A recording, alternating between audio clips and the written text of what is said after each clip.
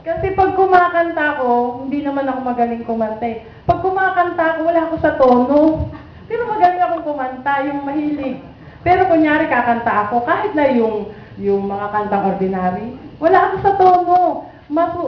Mauumpisahan ko yan, pero wala ako. Pero nung nag-choir ako, yan, sabi nila, magaling na daw ako.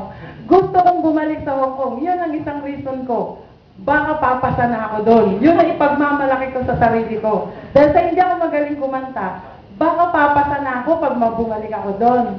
Sabi ko, yun. Tapos, ang isa ko pang reason, dahil nagkaroon nga ako ng boyfriend.